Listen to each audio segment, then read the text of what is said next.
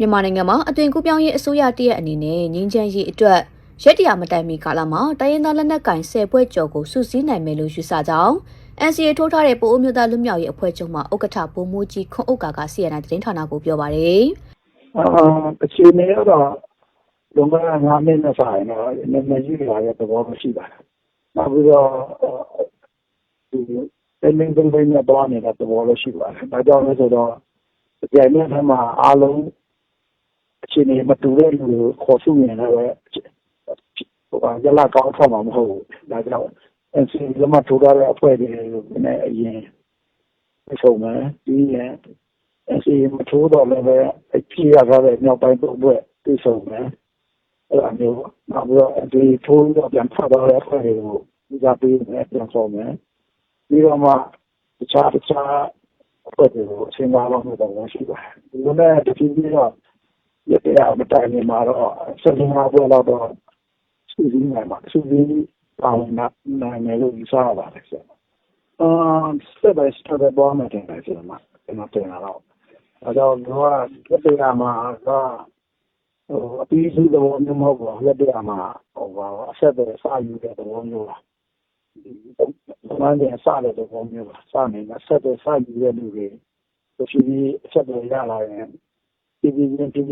င်ရဲ့ဆွေးနွေးပါတဲ့သဘောမျိုးတွေ့ရပါတယ်ဆရာမနိုင်ငံတော်သမ္မတဦးမင်းအောင်လှိုင်ဦးဆောင်တဲ့အသွင်ကူးပြောင်းရေးအစိုးရတရက်တက်လာချိန်မှာ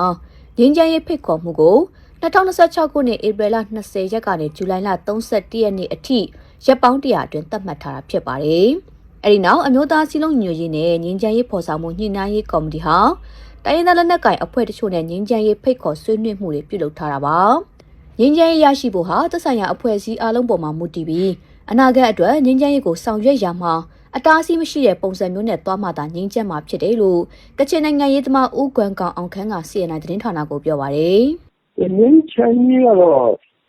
ကျွန်တော်တုံးတက်တဲ့လောက်တော့လွယ်တော့မလွယ်ဘူးပေါ့ဗျာ။အဓိကတော့ကန်ရှင်းဒီစောက်တိုက်ဗမာစစ်တပ်ဒီအဖို့မှာပဲမြင်တည်ပါတယ်။ဒီလိုအနေနဲ့အကုန်လုံးတာဝန်ယူမှအကုန်လုံးကို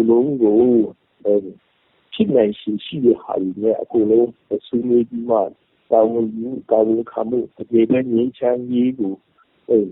မိမိကလုံလားတဲ့ပုံစံမျိုးနဲ့ငြိမ်းချမ်းရေးကိုအနာဂတ်အတွက်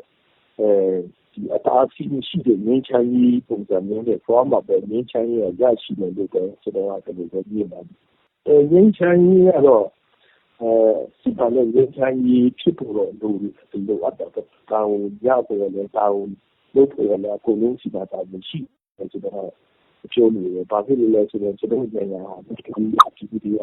ငြိမ်းချမ်းတဲ့နိုင်ငံတစ်ခုဖြစ်တယ်။ဒီလူများကြီးတွေကလည်းအကုန်လုံးတိုးတက်ကုန်ပြီအကုန်လုံးလူ့ဆွေးနွေးပြီးရရှိပြီးအကုန်လုံး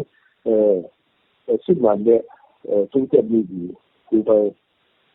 အကုန်လုံးကိုလုပ်ချင်တဲ့ဟာမျိုးနဲ့တိုးတက်နေတဲ့အဖြစ်ကြီးဖြစ်ပါလေ။ဒါကြောင့်ဒီဟာတွေကတော့ငြိမ်းချမ်းရေးမှဖွံ့ဖြိုးတိုးတက်မှုအပြန်အလှန်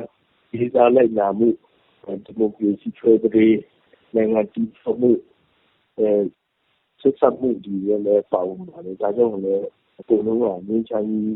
ရဖို့တော့လိုအပ်တယ်။ဒါကြောင့်စစ်မှန်တဲ့ငြိမ်းချမ်းရေးရရှိဖို့ကတော့အကုန်လုံးသက်ဆိုင်ရာတာဝန်ရှိတဲ့အဖွဲ့အစည်းအကုန်လုံးပေါ်မှာတော့ဒီပါတယ်ဆိုတော့ကျွန်တော်ပြောလိုပါတယ်။လက်ရှိမှာ NSPNC ဟာ2026ခုနှစ်ဇွန်လ4ရက်မှာရှမ်းပြည်အမျိုးသားများညီညွတ်ရေးကောင်စီရှမ်းပြည်အမျိုးသားများတပ်မတော်တို့နဲ့၎င်းဇွန်လ10ရက်နေ့မှာ NCA လက်မှတ်ထိုးထားတဲ့ 7EAO Alliance တို့နဲ့၎င်းဇွန်လ12ရက်နေ့မှာရှမ်းပြည်တိုးတက်ရေးပါတီနဲ့၎င်းဇွန်လ18ရက်မှာအမျိုးသားဒီမိုကရက်တစ်မဟာမိတ်အဖွဲ့နဲ့၎င်းဇွန်လ18ရက်မှာဝပြည်သွေးစည်းညီညွတ်ရေးပါတီတို့နဲ့၎င်းတွေ့ဆုံဆွေးနွေးခဲ့ကြပါတယ်။အဲဒီနောက်ဇူလိုင်2ရက်နေ့ကမွန်ပြည်သစ်ပါတီနဲ့၎င်းဇူလိုင်6ရက်ကကရင်မျိုးသားအစည်းအရုံးကရင်အမျိုးသားတပ်မတော်ငြိမ်းချမ်းရေးကောင်စီနဲ့၎င်းထပ်မံတွေ့ဆုံဆွေးနွေးခဲ့ပါတယ်။အဲဒီလိုပဲမြောက်ပိုင်းအဖွဲ့တွေကိုလာမယ့်ဩဂတ်လမှာနေပြည်တော်ကိုလာရောက်ပြီးငြိမ်းချမ်းရေးဆွေးနွေးဖို့ဖိတ်ခေါ်ထားကြောင်းသတင်းတွေထွက်ပေါ်လျက်ရှိပါတယ်။ဒါပြင် NSPNC ဟာတခြားသောတိုင်းရင်းသားလက်နက်ကိုင်အဖွဲ့တချို့နဲ့လည်းတွေ့ဆုံသွားဖို့ရှိကြောင်းသိရပါတယ်။